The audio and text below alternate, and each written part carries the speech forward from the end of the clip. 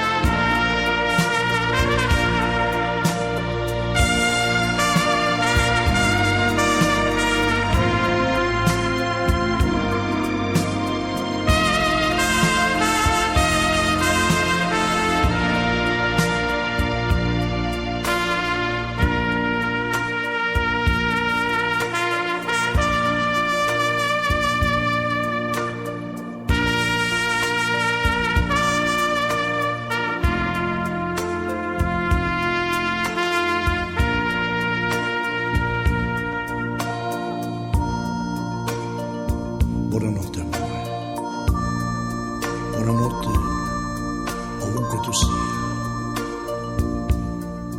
ti vedrò nei miei sogni. Buonanotte a te che sei lontano.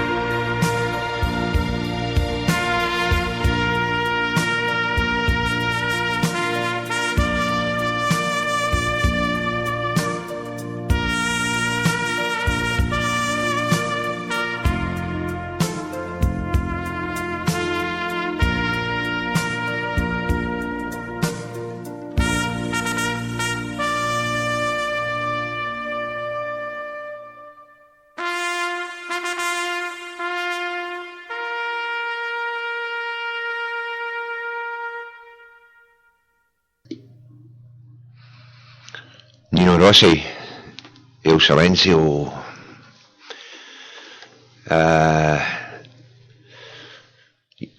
In a way I agree with you, Eric, but going the other way, it might be better if it was one that was used to close shows.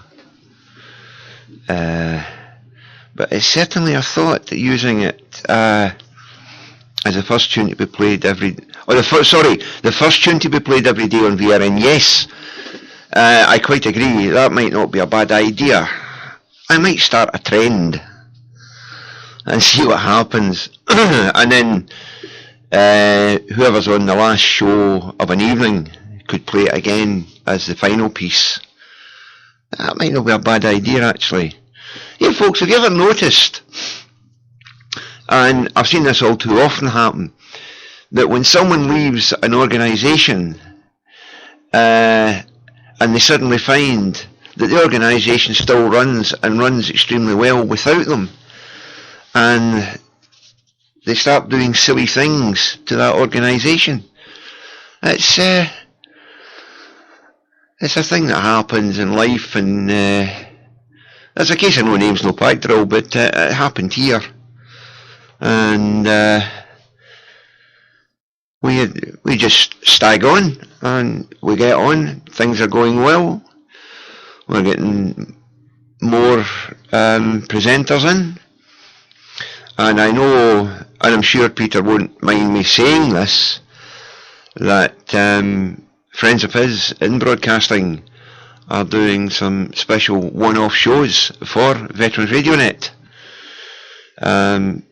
just to help us out, because although I'm on just now, I'm not on in my normal show, so there's a big 3-hour gap there, and at the moment I'm covering for Ken because he needs time off. So when I was told about it, I said, well, I'll step in, because it gives me something to focus on first thing in the morning, and that's what I think is great about VRN. I don't know what the other presenters think, but personally I feel that it is giving me something to keep me occupied, but also to keep me sane, because I've got to sit down and work out a playlist. I've got to load it all up ready for a show. So it's a great setup, and the fact that we can help each other out. If somebody's looking for a particular track, that particular one that I've just played, Nino Rossi's El Silencio, I know that Eric really likes that track, and Ken sent me a message one morning.